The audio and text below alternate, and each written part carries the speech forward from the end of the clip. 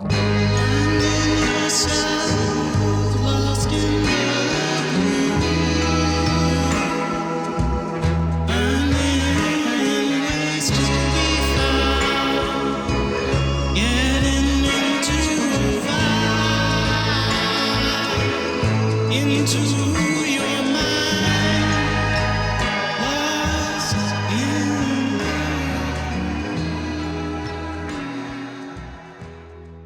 And so we took that summer to kind of recuperate and figure out how we're going to do just that. And I think we have a pretty good head start for this for the end of the year and on to the next. Yeah, and I think you bring up a really great point because when you have a band such as yourself, so each and every single one of you have your own lives and your own things going on, coming together and creating this project, making this band together as a team, is not only rewarding but also is an incredible feat because a lot of people have a hard time getting along with each other, right? And making a band work is another skill you have to learn. How did you? I mean, if anybody has something they want to throw out. Well, I mean, obviously we have our moments where we kind of butt heads. I mean, we haven't had any like serious arguments because we're adults, right? But we claim we're adults, but yeah, we're allegedly adults. No, but like we butt heads obviously on certain things, but I mean, at the end we respect each other and we understand where each person is coming from, and we're able to either compromise or just kind of resolve it. So, we kind of just navigate that as we go, I think. Okay. And I mean, like, you guys creating music, what is your process as a band? I'll leave that to you. So for our songs, the main person that is writing them, I guess. So the way it works is I just kind of have an idea at any moment. I could be in the shower, could be having breakfast, and then I'll just try and write it or record it on my phone. And then once I do that, I go and try to recreate what I did, whether it was humming or whatever. Once I have like a basic structure of the song, I bring it to Nally, our vocalist, and her and I kind of work it together. And then once we like what we have, a little demo, right? Then we bring it into our practices, and then the whole band kind of starts adding in everything that they want to add. So when you have, for example, like you have a bass and you have also a guitar.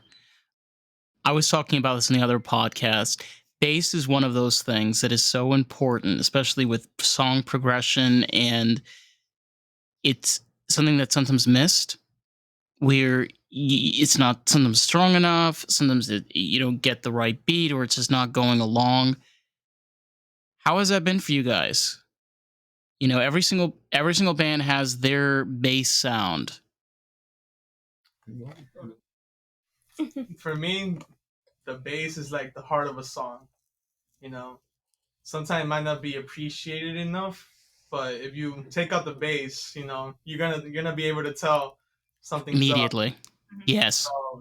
The bass along with the drums, we keep the song like together, and the rhythm section. So our vocalist and our lead guitarist can pull out some magic. We need to be on point. The rhythm section.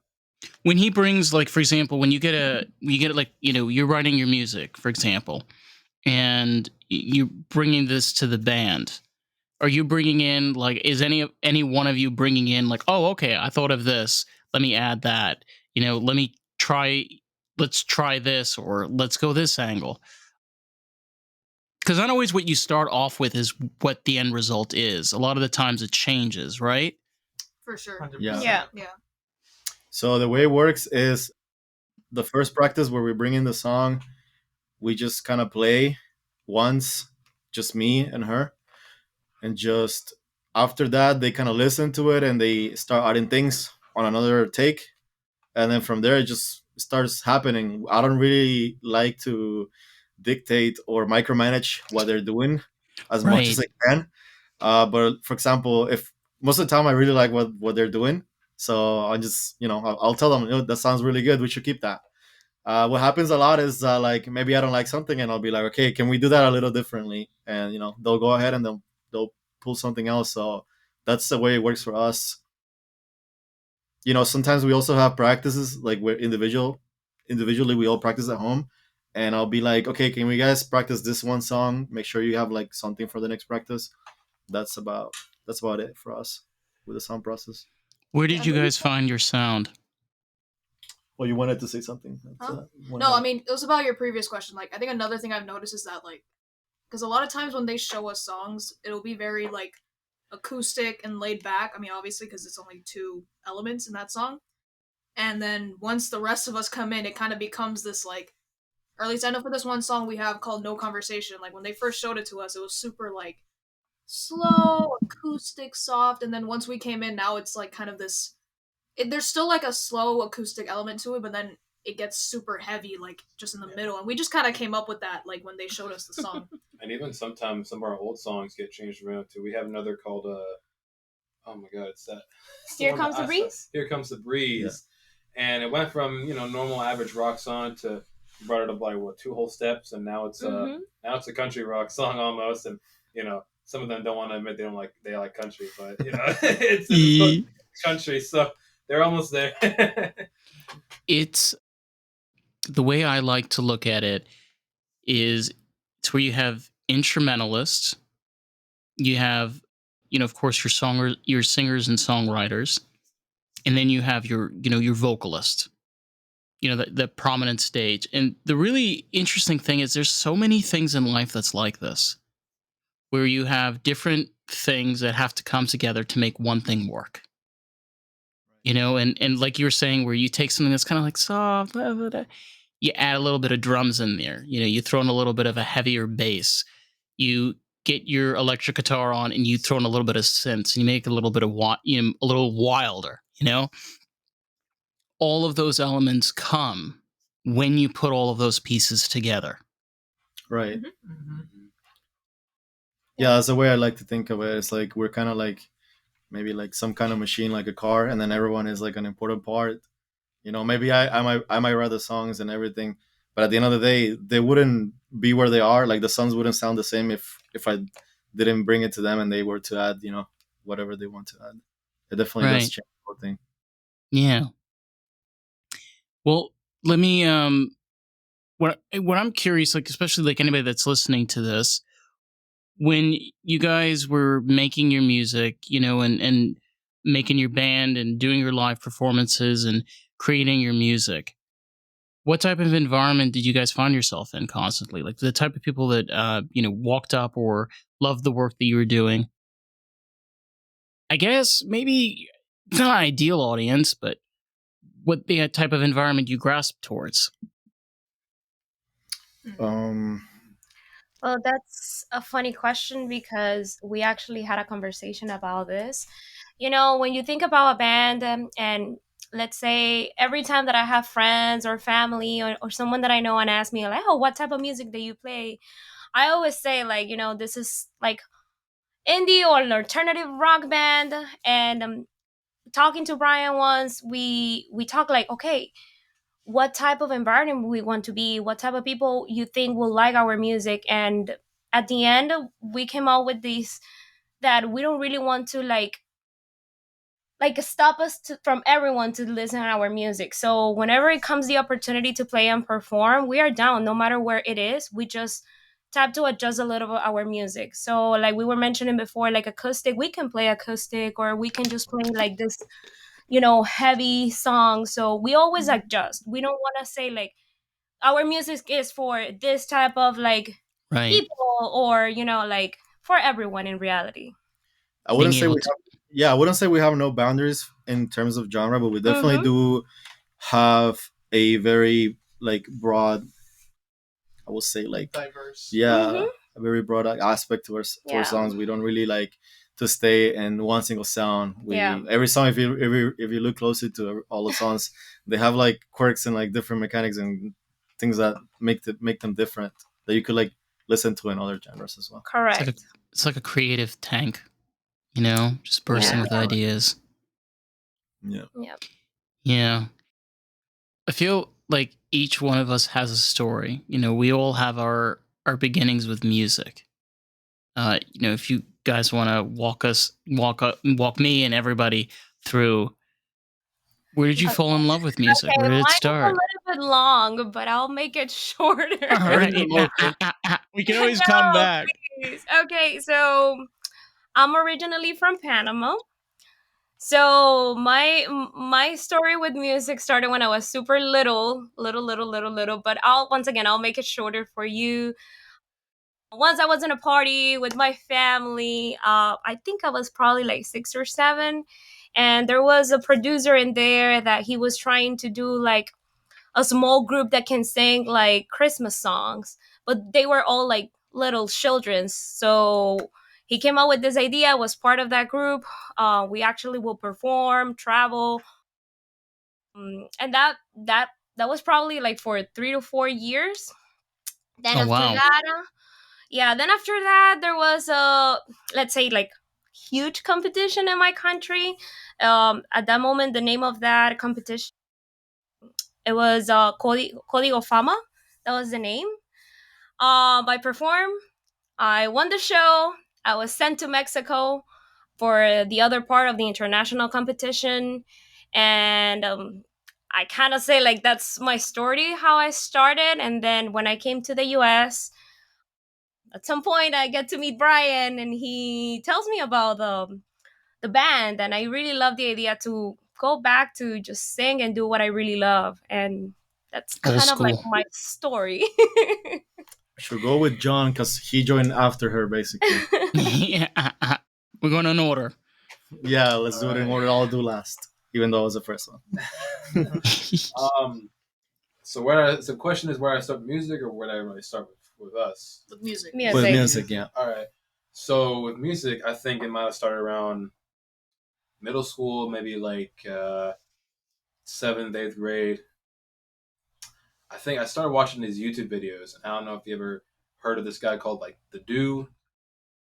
He was Yeah.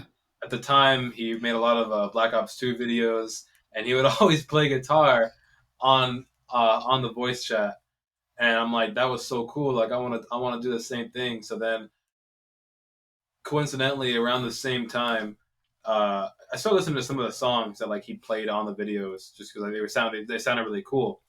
But coincidentally, around the same time, my aunt, her friend, went to University of Florida, and they were getting brand new instruments, so they were kind of just giving away their old ones for free, and for the music school. And so her friend gave, it's like, hey, does any of your family play guitar?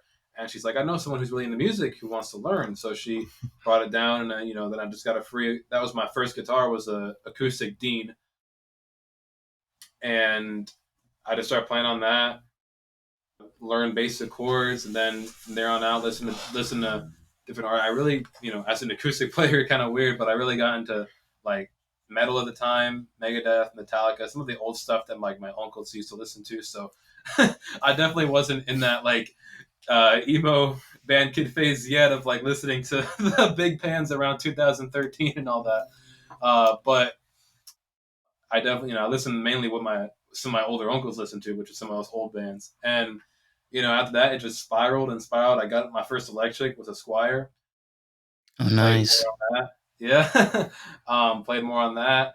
Got chances to play like small little coffee shops and whatnot. And then I think around high school is when I started really putting a lot of work into it. Saved up for a better guitar. That's when I got my Gibson SG. And then just from there on out, learned all different styles: blues, country, hard rock, glam, Oh wow. soft ballads, anything I can get my hands on. I take Large library. Yeah. Yeah. And then after that, it just went up from there, up and up and up. I have to say, awesome origin story.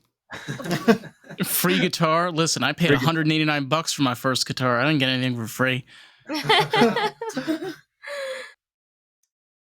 I guess mine is also kind of long, just because like I bounced around like a lot of different instruments before finally.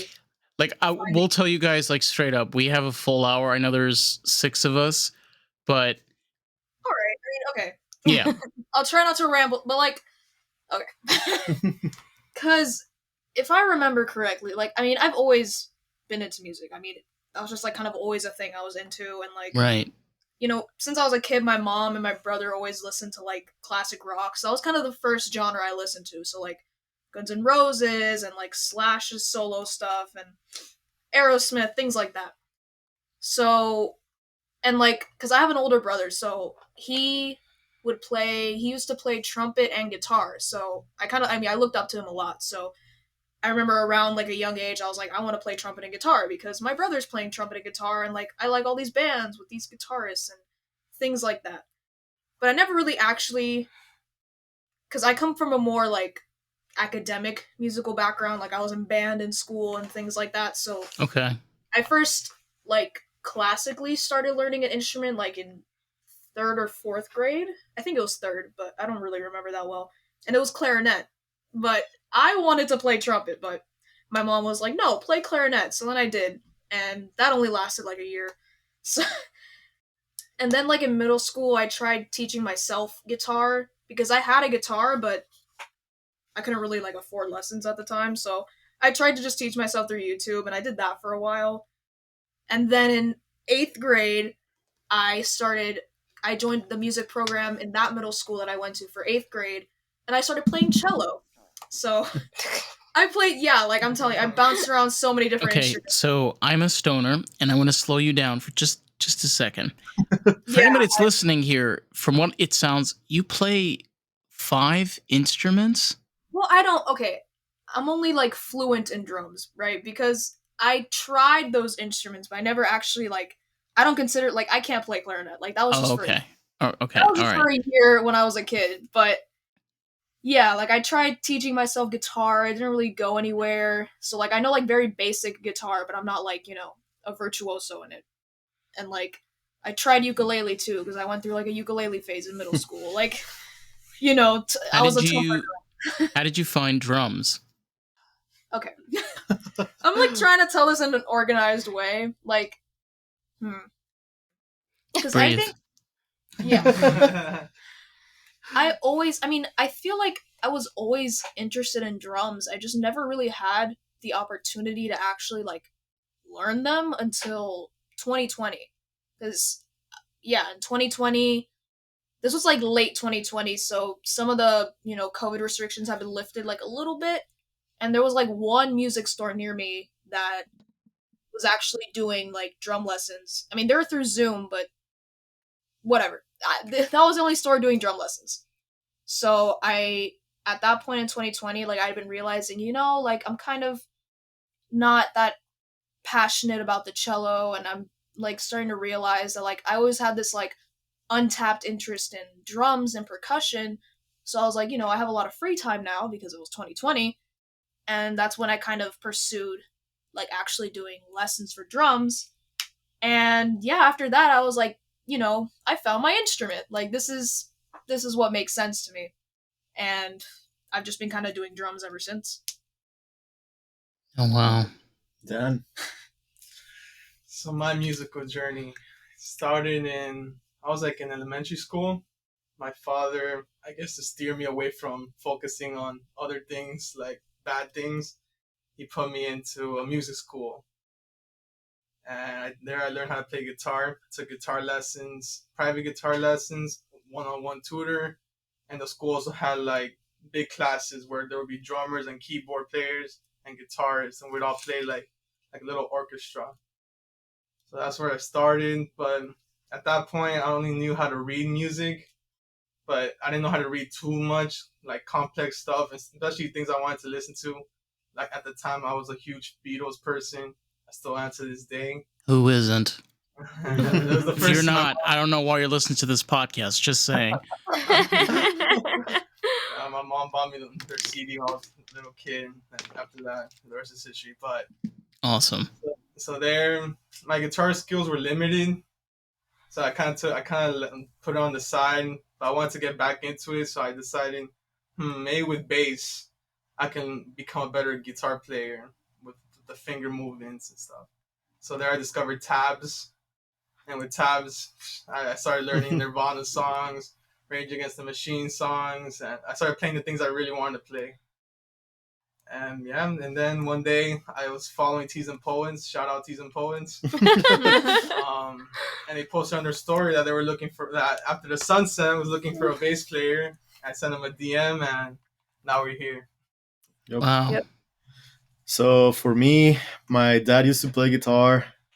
I never really saw him play guitar. It was just, people told me of the stories. And then my brother played guitar because of him. So, because I looked up to my brother a lot, I started playing the guitar when I was like 8. I played it for like a couple months, just dabbled a little bit. And it wasn't until I was 13 or 14 that I got a guitar, a classical guitar for like $50 from a friend. Oh, So that's where I wow. started. Yeah, I started playing a lot. Learned all the basic chords. Then I went through a breakup, and that's where Oh my that's where I God. really put all the time that I had, all the time, all the emotion. Bro, you like legit, like just straight up like TikTok stories, just Yeah, over and over again. It's like, yeah, I just wrote this beautiful song and I broke up with my girlfriend. for I real. love Yeah, you so much. Like, what the fuck? What just yeah, happened? yeah. Pretty much. Yeah, that's kind of what sparked There's- me putting all the time into music, and I guess I don't know. You're probably gonna ask us about like how we met, so I'm guessing But that's my background in music. That's how I started playing.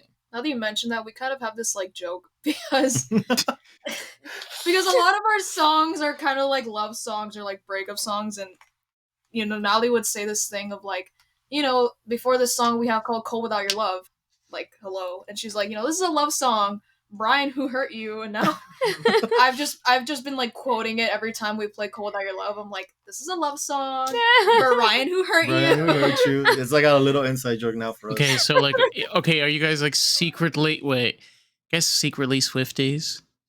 Is this like official? Well, I listen to No. Taylor Swift. Yeah, I listen to Taylor Swift. I wouldn't consider Okay. myself like I mean, wouldn't because consider- the legend about Taylor Swift, No, yeah. about like most of her career, is love and breakup songs. yeah. I mean, Yeah. I'm sensing somebody's a fan. Somebody has secret Taylor Swift I think that's just, t-shirts like, in their closets. Anyone? Are you a Taylor Swift fan? I like her music a lot, but I wouldn't consider myself a fan. But I mean, that's kind of like the universal thing about music is like I think most Yep. musicians kind of like start like that. It's like Mhm. they go through something emotional most of the time. It's something related to love, and that's where it starts. And a lot of the Beatles songs were like a lot about love. Mm. Yeah, actually, do you want to hear an interesting story about the Beatles? Sure. Hit me with A it. fun fact, one of their most notorious albums, which is called Rubber Soul. You ever heard of Rubber Soul? Right. Of Yeah. course. There's a song in there. It's called Norwegian Wood. Okay. Now, if you ever seen this song, like you've probably seen this, is like if you're doing guitar progression with the chords and you see what Norwegian Wood looks like, it's like you have to, it's think 3.5 chords, and you have to also finger pick, and you need a capo. And then on top of that, the whole lyrics of the song make no sense. It sounds like an IKEA commercial. Can you imagine that shit? Like a vintage IKEA Norwegian, and it's like $3.99. Come to your local IKEA.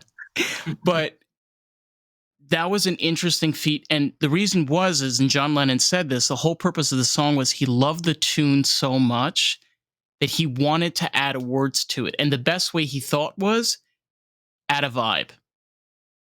I didn't know that. I didn't know that, and I know a lot of stuff about the Beatles. That's interesting. Yeah. Yeah. I mean, now that you bring that up, we kind of do have a song that was written like that. It's a matter of time. It's a song that where I just picked up like an E minor and then I just moved it up like I think it was like in thirds or something like that, and I just like strummed the same pattern over and over, and then I was like, okay, this sounds kind of cool, and that ended up being like the first song that I wrote for the band. So it's like if you look up the lyrics, they kind of don't make sense. It's just like random. The lyrics are just like random about like being angry at something. Yeah. Just like Whatever you want. yeah, to mean. whatever. It's like super abstract. Yeah, exactly. And that's the thing sometimes with music. Yeah, it can sometimes be love and breakup songs. But Right. that's just one layer to the onion. Because whenever you're making music, and when you're ever adding those chords and when you're adding those lyrics, sometimes it's lyric heavy and sometimes it's chord heavy, and sometimes it's progression heavy. And then it just depends. I don't know. I mean, for me, it just depends on the mood and the vibe. True. For sure. Yeah. Yep. Or what you're going through at the moment. You know? Oh yeah, like just that, Like sometimes that that's hungover feeling, Saturday morning. Like, oh my god, you know what I'm talking about? I think the reason why a lot of the songs that in general are love songs is because like it's one of well, probably the strongest emotion you can feel. So people relate to that. So it's Yeah. super common to for artists to write about that. In the end, the way I see music is just like another language, for things that we cannot say with our own words. So Yeah, it's a really good tool to like express those feelings that you cannot express with your own voice. yeah, it is. Like, it's interesting you mentioned that. I wrote a song many, many months ago on guitar. It was called Cindy.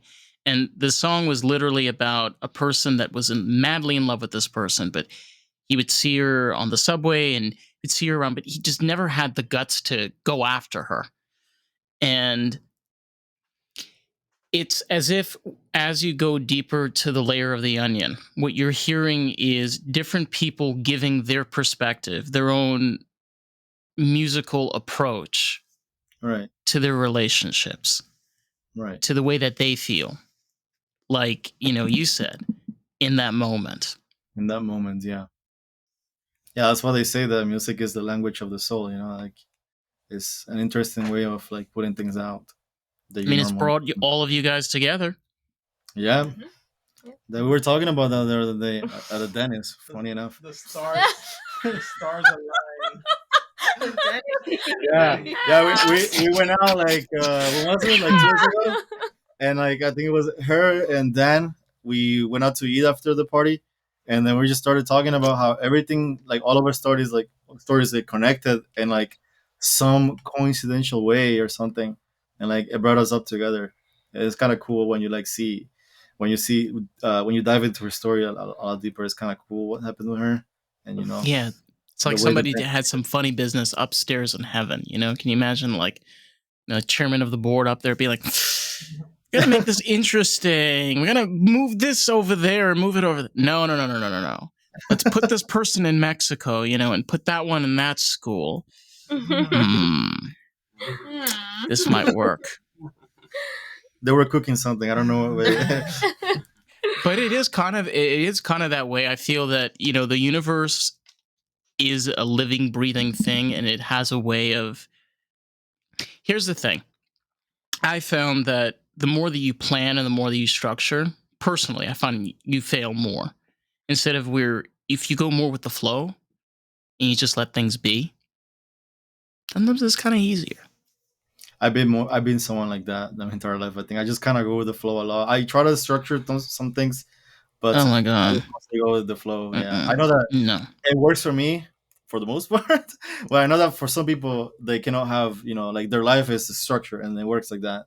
So I mean, I think a good balance of both. Yeah. Is Yeah. the best, yeah, for sure. Because you can go with the flow, but if you don't put in the work, Right. Yeah. the flow ain't gonna take you nowhere. Yeah, I found that the yes. hard way. Yeah, you can jump in the river, but you can't swim. Okay. That was the best way to put it. Okay, listen, stop spilling secrets about us here in Florida, okay? We know we love skinny dipping in the Everglades, but Oh my god. let's let it be. I feel also that just the environment down here is just bursting with just absolute creativity. There's just Miami, Hollywood, Fort Lauderdale. I'm not going to talk about West Palm. I'm sorry. Everywhere else, you find all of these interesting people, and you find. I feel like you were saying you have all these different live performances you're going to, right? Just going to any different. Can you imagine like the different places you're going to, like different types of people there, how drunk they are? Is it indoors? Is it outdoors? Am I going to sweat balls because it's 83 degrees humidity outside? Yeah. No, I mean, me personally, I sweat even indoors. Like, it doesn't matter. Same It here. doesn't matter where I am, bro. Yeah. I'm just damp. Our last gig, we were in. Oh my god, drenched. bro. Yeah. Last gig was intense. Yeah, Yeah. it was really hot. And it Like- was an indoor It was performance. an indoor performance. Yeah. Yeah. It was crazy. When you say drench, how drenched are we talking? I had a white shirt under my jacket, and it's like, bro, when I went home, you were wearing a jacket, I don't know how so this one I was don't wearing know a jacket. why. I was wearing a tank top, and I was dying. I was dying. What are you, Danzig? Wearing a jacket on stage? Bruce It's like- Springsteen? I'm always wearing hoodie for some reason because, like, okay, so where I come from in Nicaragua, no one wears hoodies. Like, it's not a thing that you see. It's not normal. So, like, when I came here, I did not know that. That's interesting. yeah. When I came here, and like, like I would go to school, and I was like freezing because I wasn't used to being indoors with AC. I started wearing hoodies, and I just like them. So ever since that became like part of my attire. It's like Yeah. It's like It's like I'm like a character in a cartoon, and like he's the guy that's Kenny. always wearing The It is- same jacket. yeah. you're like, and then when they have the scene when they open up the closet, it's just the same. Hoodies. Yeah, no, it is. Yes. He's a Power Ranger. Yeah, I'm a Power Ranger. Please don't pick the pink one. Please don't pick the pink one. Please. I don't know why I always like the black one. My favorite was the green one because I was 2, and supposedly this is the story. I was 2 years old, and I threw a tantrum because I wanted the green Power Ranger, and I hit a kid over with a basket, Oh my god. plastic basket, Hey man, because he tried Shout to out take to away that my kid. green Power Ranger. You gotta do it, man. you gotta do what you gotta. Wait, what's your favorite like iteration of Power Rangers? Like Wild Force? That's the question. Well, I was born in '99, so when I was a kid, I was seeing what was reruns from the late '90s. So there was a live action. By the time the cartoons came out, I just wasn't interested. Were there cartoons? Because I didn't even knew that There were was. cartoons At about some it. point, yeah, there were. at I some believe, point. there was an animation series, but I remember the live action series. That was Yeah, badass. You remember then yeah, those are the slow ones I- motion? Oh, Ninja Yeah. Fury. Bro, ninjas. No, okay, because the one I would always watch was what's it called Dino I Thunder. was a Dino Thunder. Dino Thunder fanatic. Dino was Thunder, so unmatched. The theme song, like everything about it, unmatched. They went hard. That's true. it's like, do you remember? You know those posts like, do you remember this? It's like, don't do that. Don't do that. Don't historicalize my childhood. Okay, we're not there yet. God. What's your thoughts on vintage sound?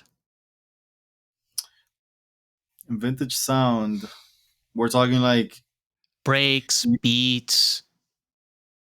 Do you have an opinion on Still that? not I hearing kinda- what you say. Breaks. Like, what is our opinion on vintage sound? You know what I'm talking about? You know what I'm talking about? Not really. Not really. Not really. I know, Yeah, I gotta have tone, one. because, I can go all into my tone. Trust me. I have All right. pedals up You- the ass. You've heard of Creedence Clearwater Revival? Yeah. Okay, like blues, rock. So Oh, some so of just those, like vintage style of playing? yeah. Okay. I Yeah, like well, sometimes I'm playing down with around that. with that stuff. You ever played around with that stuff? Yeah. No, for sure. I think So- John for sure is like more into that. Yeah. So Yeah. I'm a sound fanatic, and like I Aren't hate we all? as a Do guitarist. you secretly have an 808 stashed away that we don't know about? I once tried to save for a JCM until I found out those were well over 1,000, and they were hand wired. After that, I just settled for a katana. That was about it. Let me just hang up this call real quick. Oh, nice. Sorry about that. No, that's all right, man. So yeah, I was originally saving for a Marshall JCM or Plexi, not JCM, Plexi. But then I found out that was dreams that couldn't be reached at the moment. So So much money. So yeah, much money. but I can definitely say that I to answer your question, I am a huge fan of vintage sound, and I think for guitars in general, I hate to sound like old man yells at cloud and whatnot, but I think the way guitars are nowadays, and that's just the style of music, you can't deny that. So you can't really beat on it too much because that's just things change. Of course. I'm sure same arguments were being made in the 80s and 90s. So, but me personally, I think guitars nowadays have become too like I can't say electric because they're already electric. I mean more. Everyone's so focused on these pedal, like these They're less exotic pedals. mechanical. Yeah, it's too mechanical. It's just like kind of like you lay down the beat, you have the chords, and there's your song, and you have some reverb and chorus, but you know, you don't look for like anything smoky. You don't look for anything grungy. You don't look for like that solid feel to the sound. It's just kind of there just to supplement the song. But I feel like a lot of guitarists nowadays don't really take advantage of the fact that there's so many different. There's a lot of ways you can elevate the songs just by having your own sound. It doesn't have to sound like like a synth all the time, or just have No. chords and that's it. I Yeah, consider After the Sunset to have a vintage sound to it. Classic rock. From the back in the days. Yeah. different I don't know. times. I don't know if this is considered vintage sound, but I mean, I'm a big like jazz fan, so I try to incorporate like a jazz style to my playing. That's But the vintage. I mean, it's I don't know. The thing with jazz is right. Is like you obviously have like a million different styles of jazz, and then there's also like a lot of contemporary jazz. Yeah, so, but it's all about percussion. That's the thing. It's about like if you have a clarinet playing and you have a trumpet and you have a you have a trombone. They all sound differently. They're all going to sound differently. So with jazz, like you're pointing out, you have to be able to. How are you going to take these pieces, put them in there so they sound cohesive? correct. Yeah. So sometimes I try to incorporate kind of a more jazz feel. I mean, obviously when it's appropriate for the song, but I don't know if Right. that's Obviously. considered vintage, but kind of depends because I do really like big band from like the 40s, so I do try to incorporate some of that too. To be honest, like being just out of the box and being creative, I feel it's not, maybe the word vintage is not the right approach. I think the right approach is just looking at the mechanical standpoint. I remember reading this a while back. When you take a band like Led Zeppelin, okay, they had many tracks where the instruments were untuned on purpose. Mm-hmm. They sound gnarly, but they're awesome. And you've had with AC/DC where they purposely have raised the amperage. They changed the sound on, I don't know the exact terminology, my apologies. Correct me. Making it louder than it needs to be. So it's just obnoxiously long and you get that wave. I feel there's a loss when you don't have that mechanical feel. That little bit of like, this is not all done by a computer. Right. And I think a little bit of that has to be with I don't know, I just noticed this, but most artists you see nowadays, they're solos. They're just. I feel like every you name the top biggest artists in the world nowadays, and they're solo acts, and there's nothing wrong with that. But I feel like even those solo acts, they have bands they work with, and they have guitarists they work with, or any other instruments, and I think the solo artists themselves can do themselves a massive favor by just learning like the true range that their musicians and their instruments have. I feel like if they really got that into perspective, I think a lot of them can elevate. Some of them are already pretty good by themselves, but they can elevate it 1,000 times more. And I think it would bring a new sound and a new groove to what they're trying to look for sometimes. Yeah. It's all about, I feel, just opening up, and just being willing to accept the criticism, opening up yourself to new ideas, things you might not have thought about, and not being upset that you weren't able to figure it out. Because, look, the thing is, me playing guitar, you playing bass, you playing drums, I may not figure out something that you may notice, and that's something that you learn as a group working together, like different things that you can help each other to be able to make a better sound. That takes work. It doesn't happen overnight, like it's not magical where part 3, it's like, yay, everybody's happy. Yeah, No. it is a process. Yeah. For sure. Yeah, for us, I think we've found our way of putting the different everything together because we all like different kind of genres and styles of music, but we do overlap in some stuff. probably the one that probably overlaps the most with everyone here is me, because I listen to a lot of the stuff that she listens to. Maybe it might not be my favorite thing to listen to, but I really like listening to a lot of different genres because, I mean, I feel like it helps me with songwriting. So at some point in my life, I was very strict to myself about what kind of music I used to listen to. Oh, I just listen to the Beatles and the Foo Fighters and Nirvana, and that's it. And then at some point in my life, I was like, okay, you know what? I kind of want to like know more. I know that there's more to music than just this little box that I'm like picking things from. So I started listening to a lot of things. So Yeah. for I mean, what I kind mean, of I'm kind of the same yeah, way. Like, yeah. I have a very eclectic music taste. Like, I mean, I'm pretty sure Jonathan could tell you. Like, I put my songs on shuffle. It's like here's Disney soundtrack. Here's Hosier. Here's like Slipknot, and then Fleetwood Mac. like Fleetwood Mac, and it's just Yeah. Kali Uchis. Like, it's all over the place. But I mean, that's kind of always how my music taste has been because I just like different kinds of music. Yeah, but it is what it is. I mean, I think it helps me kind of understand music deeper. At least, like, I Oh, understand for why. sure. Yeah. Yeah, like I understand why every genre has what it has. Because like for rap and hip hop, like computer generated sounds are kind of necessary and it works. And then for rock, you need those live instruments, and sometimes you can switch it around, and sometimes you can make a hip hop song so much more elevated by having like real musicians play it, and vice versa. And I just Like funk jazz. Yeah, I know you're yeah, talking about. Yeah. yeah. So I think I don't even know where I was going with that, but yeah, I don't know. I find myself I just enjoy a lot of different types of music. I think it has been interesting for her a lot, like the band itself, because she like I think she has probably the more distinct music taste out of all of us, because like we all kind of gravitate around rock, and she listens more to like powerhouse artists such as Adele.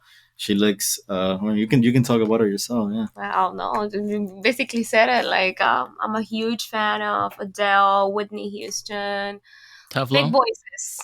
big voices, technically. Like I've never ever like took like real classes, like going to vocal lessons and stuff like that. Like I actually started practicing now, like that I was going into the band and stuff like that. But I was always gravitate like with big big music, like big voices, just to put it like that, and always just play around. I think I have told you before, like before joining the band for like 4 or 5 years, just to enjoy and have a good time, I would jump into a Discord, karaoke Discord, and I was just start singing and sing with people, like. But yeah, I still listen to rock, but i I cannot tell you like that was something that I was listening all the time before joining the band. But now, like, I definitely listen a little bit more of everything. Yeah. Yeah. It's good to have a good balance and taste of music. Unfortunately, I'm not that much of the case. I mean, the newest music I listen to is like 93. The oldest music I listen to is like 52. So, The but 90s best. Every beast listen, alive. I want early 90s, like, I don't know. In the middle of the 90s, it got a little too mushy. Yeah, early Yeah. 90s. Yeah. Late 90s was good. Late 90s was a really good period. You got a lot of indie, you got a lot of alternative rock, you got a lot of Boom. cool stuff that came out of that period. God, there's so much music everywhere, constantly. And just so much that we can learn. I mean, when you're an artist and you're in this constant workflow and constantly creating, it's kind of like your food, It's kind of like your It For pretty sure. much is, yeah. Yeah. no. Yeah, Yeah. No, yeah, definitely. I want to touch on that point that you said there's a lot of music, and that you said there's a lot of creative people out here in Miami and stuff. And I believe that's so true. As we've performed more with other bands, I see that all these bands are talented as hell, and I see like sort of a rock renaissance going on because a lot of these bands play like that old school grunge, indie rock, alternative rock, like goes back to the 90s, 80s, 70s, and a lot of the young people really like it and enjoy it. And I would have never thought that back then when I was like 18 or 17, because people my age and that age like just hip hop or party music. But I see a lot of young people starting to really like enjoy rock and seeing live bands. And there's so many bands out here that are so talented. A lot of cities are changing. You know, just the way that you've had just the outbursts of Tennessee. You know, the way Austin's been changing with comics. I really believe that can happen here in South Florida. I really believe that we can have, you know, that boom for artists, especially with rock bands, singers, songwriters, and it's just like you said, it's everywhere. You go to Miami, you go to Hollywood, you go to Fort. It's everywhere. There is a place where you got these people that are playing, and I guess there needs to be more awareness. But I guess more of it is you got to explore it to find out Yeah. what it's all about. I feel like it's getting easier to find slowly but surely. Oh yeah, Yeah, in my case, I used to think that at some point, like, oh, no one's making the music that I like anymore. But then, I think with online streaming, like streaming music, was a big change for me because I realized, oh my god, there's like all this music out there, and it's like even labeled, and the algorithm even like shows you music that you might like. So eventually, that's when I started to like listen to all the new stuff that's out there, and it's incredible. Like, you just find so much stuff coming out. I even started tapping into like Japanese jazz, Japanese rock, and like I was like, wow, Mhm. there's like so much to learn from here. Japanese 1970s and 1960s Japanese psychedelic rock It was amazing. instrumental. Oh my The god! jazz pianists from that era too. No, like just Japanese jazz in Oh. general. in general, yes, it's just So good. amazing. Yeah. So good. My favorite is it's called Tiger Fusion. Do you know what that is? Nope. No. So it's I don't know if it's a form or a type, but in Japan they have a form of jazz where they take traditional Japanese instruments and Okay. they mix in modern classical instruments such as a cello, a violina, a piano, and the sounds kind of clash. Sometimes, oh my god, you have to hear it. That To sounds under- cool. That yeah, sounds cool. Yeah. it's a lot of fun. I'm a sucker for old primitive instruments. Yeah, same. Yeah, same. Especially like a Japanese organ. Those things are scary. You know what I'm talking about? Do you know what I'm talking? They you know what you know those large organs that have that very weeping, willowing sound? Yeah. And especially like when I'm listening to some songs, when you have that, just walking in there, this is gonna like this is real. Whenever you Yeah. get like a heavy bass or just the second you play it, it's so interesting. You don't know that until you start making the song, if that's gonna happen. It's so random. Like you don't think about that from the beginning. Why? Yeah, it's the same with us. Kind of something similar happens when like where we have a song, right? When we think it's done, and then when we get to recording, we end up adding like things just like on the fly. Yeah. That we didn't even think about it like when we were making the Yeah. songs. It happens to us. Because as also well. when you're recording, I mean, you can, like, at least for guitar, right, you can, like, layer stuff Layer that stuff. you can't really play physically live, so. Yeah, Unless you loop it, but it's hard. it's hard. Yeah. It's like you show up to a live performance. We're like, all right, so for this song, I'm gonna put this iPad down here. Okay, this is your performance. No, I'm kidding. But yeah, it sometimes can feel like that because you can sometimes have 12, 13, 14 layers, sometimes 22, depending on the track that you're working on. And when Yeah. you're working with that much, like doing that in a live performance with just 5 people, It's impossible. Yeah, you cannot recreate the same sound. Yeah. have you It's tried hard. doing that? No, we haven't got it to. Straight instruments and vocals. Yeah. Yeah. So, sorry. Ooh. I mean,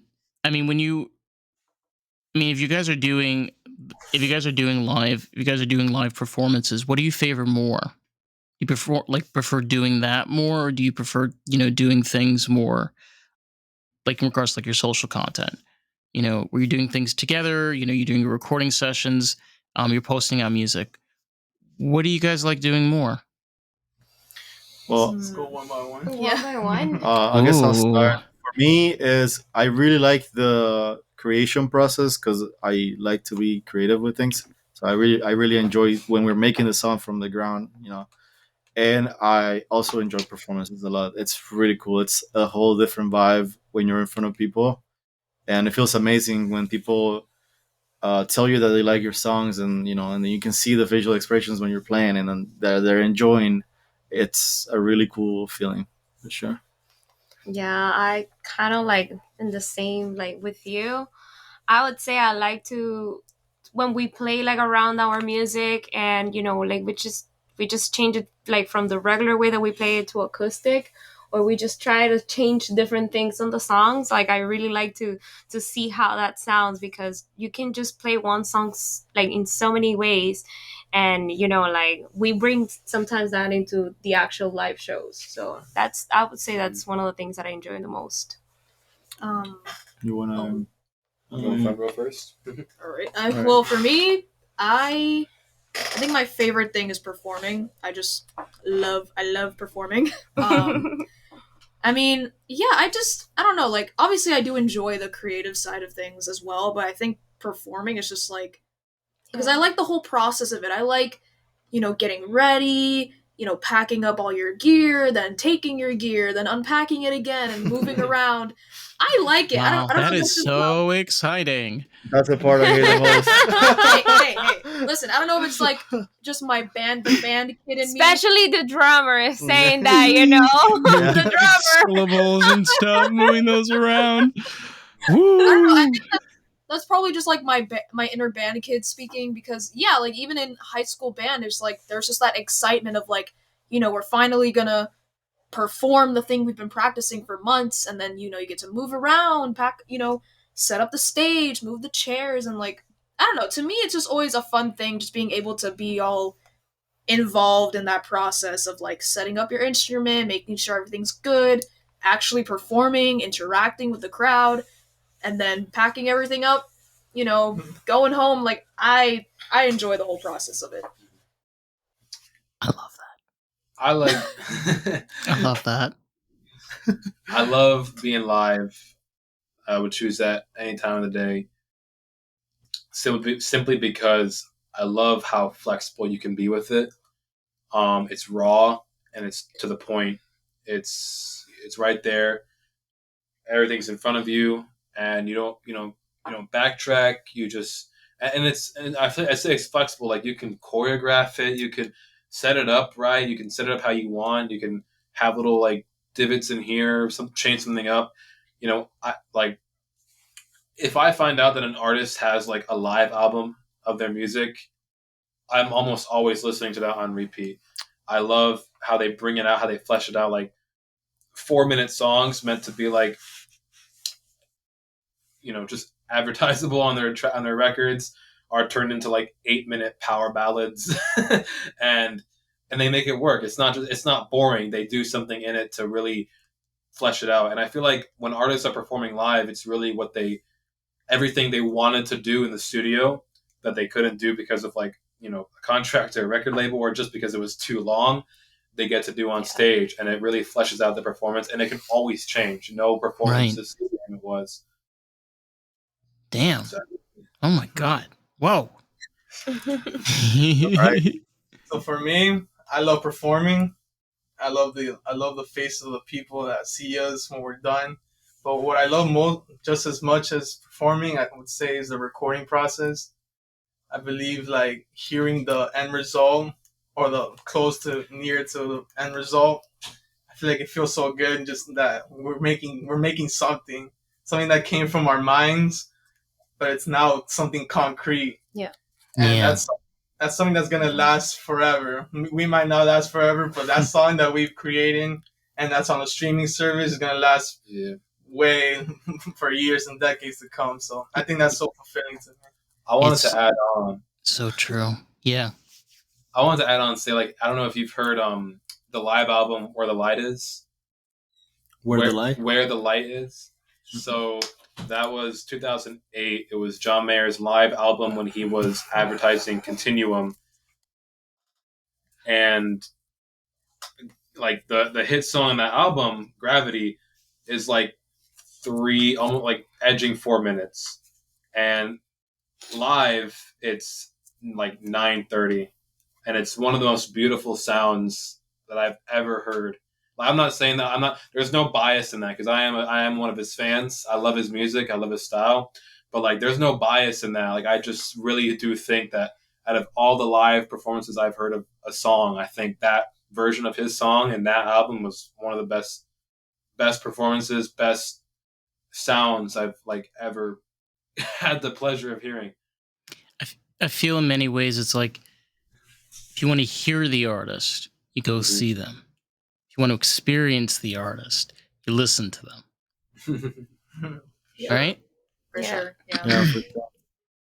Damn. You learn a lot about the artist whenever you go see them live. That maybe like if you were to just listen to them like on the radio or It's totally different.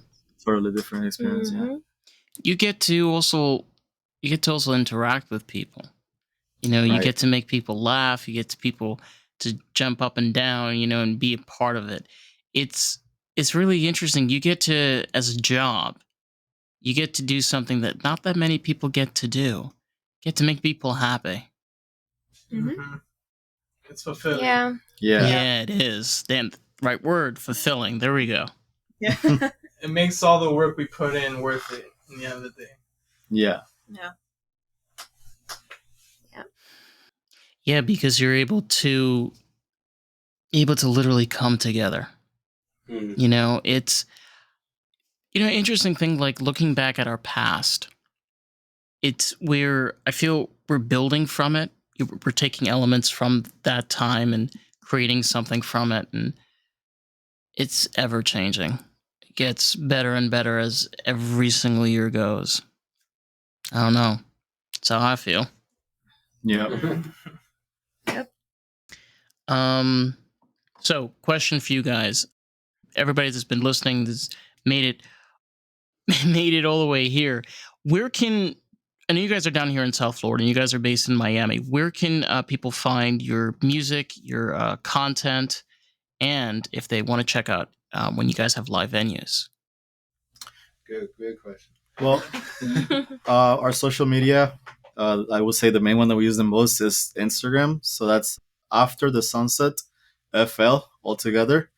And in there, you're going to find a link tree that links you to everything else, like our Spotify, our YouTube channel, and all that stuff. Apple Music. Apple Music, yeah. TikTok.